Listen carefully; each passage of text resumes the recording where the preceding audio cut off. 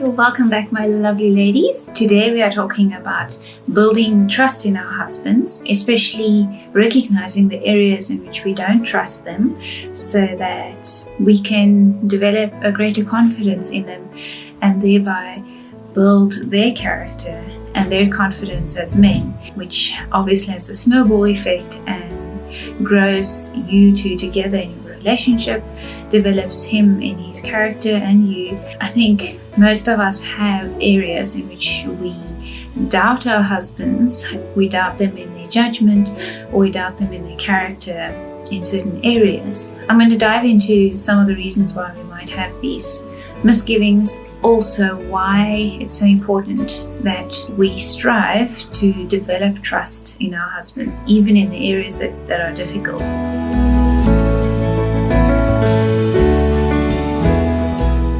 Sometimes it's ideas that in our environment, from social media, from the social climate we live in right now, because there's a lot being said about men and women, and some of these ideas just come from within ourselves, depending on our character and how it plays off our husband's character.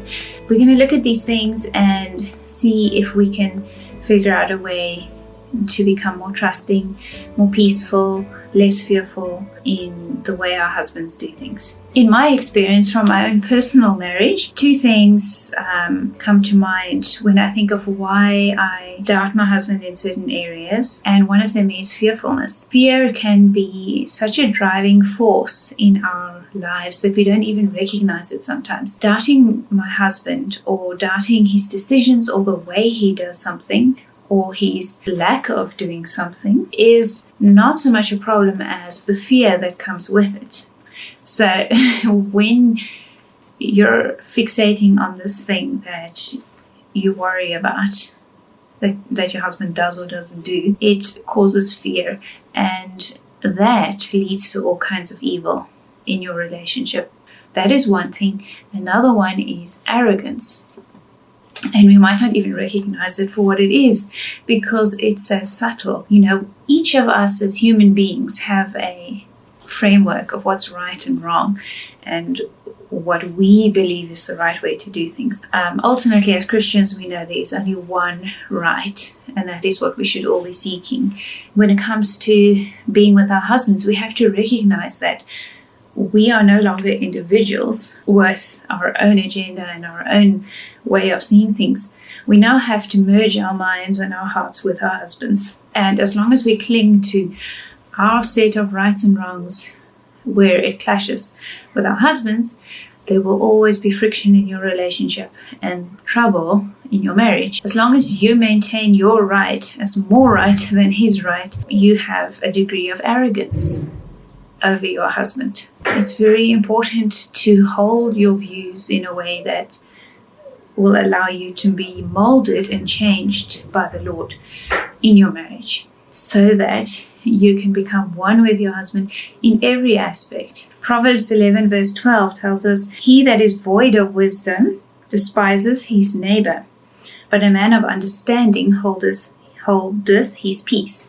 This is a very general proverb, but in marriage, it still applies that if you have a tendency to despise the knowledge or the ways of your husband, you are actually void of understanding. That is what the proverb is saying, that one who has wisdom will hold his peace. Proverbs is often talking about people who stir up trouble and those who are wise and avoid trouble. In this case, it is very much wiser not to stir up that thing that you believe your husband does wrong and to provoke the issue. So I'll talk more about how to handle a situation where you feel he's really doing it wrong, or he really should do this, or he should not do that, when it's especially hard to hold your tongue, you know. As we can see from this Proverbs, there's a lot of wisdom in not lording your views over another person. Proverbs 29 verse 25 tells us that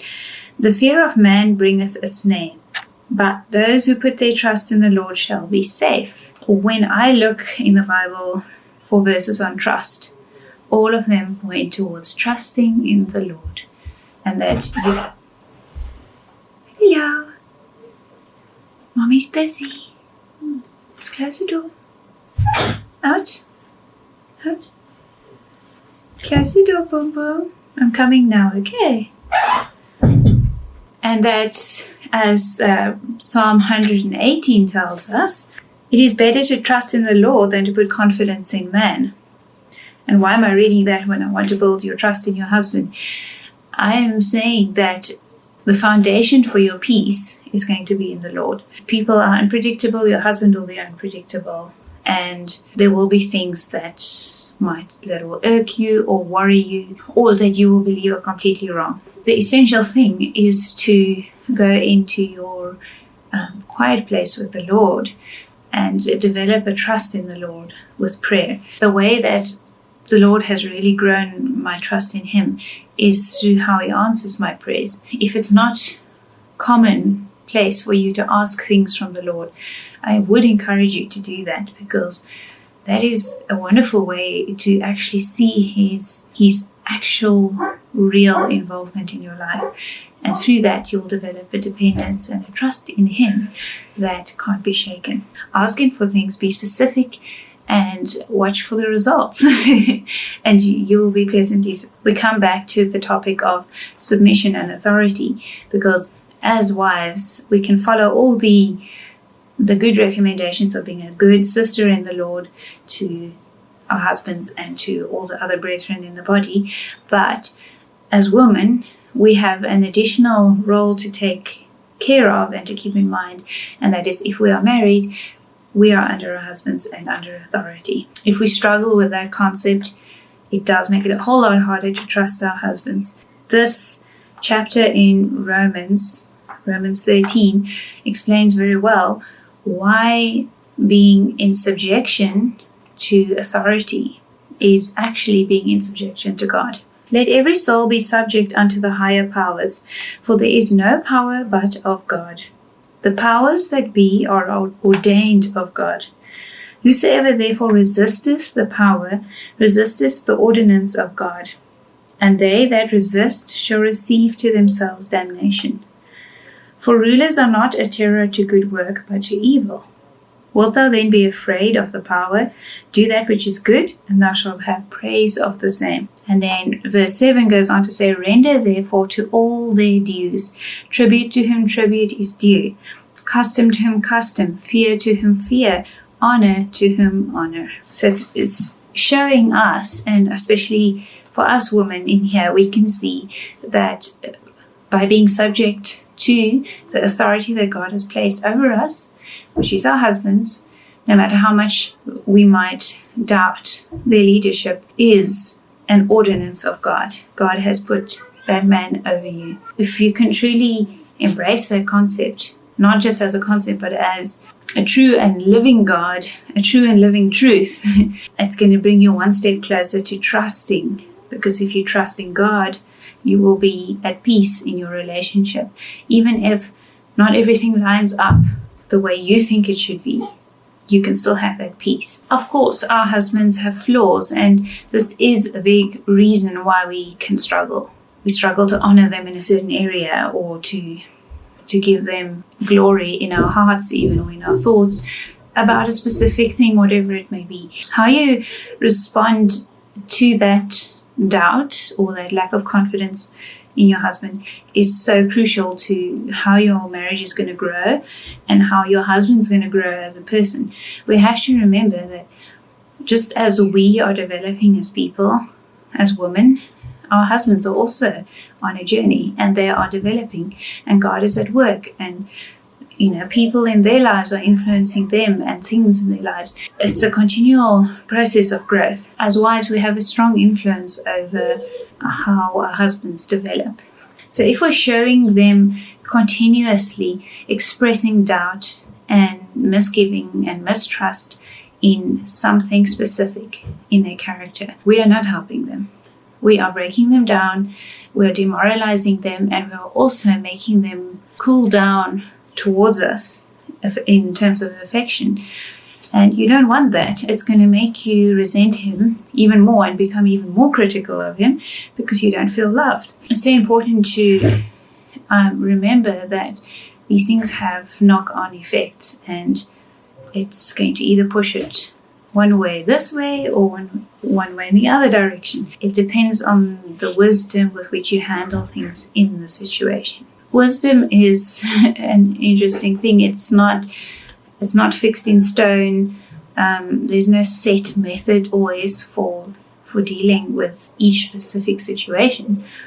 And that is why we need wisdom. We need to ask the Lord for wisdom so that we can respond in real time with real discretion and still have love and show honor to our husbands. So in most cases, I really think there is a power in meekly going along with what your husband wants to do, what he has decided with his judgment in a situation. Having the attitude of, let me see what I can learn from the situation as it unfolds.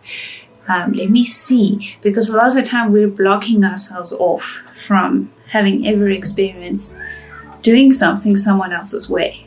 We're all the poorer for it because we just have no idea what it's like or why that person would do it that way. You could learn a lot, actually. And I must say, I have, every time I go along, learned something new, and it's only been beneficial and helped me understand him more. Yes, of course, we are a working, functional unit as in a marriage. The wife does have her strengths to contribute to the relationship or her perspective. And that does very much depend on your husband, what areas he wants you to function in as far as that goes. And you should be sensitive to that. I'm not going to give you a blanket guideline for any of that, because you need to look to your husband to know, when does he want me to speak up? When does he want my advice? When should I be quiet? And ultimately, as always, the final decision rests with him. I hope this gives you something to work through this week, and I'll catch you again next week with some new topic, whatever the Lord has laid on my heart or anything that I've learnt. And I look forward to continuing the journey. Go well. Bye.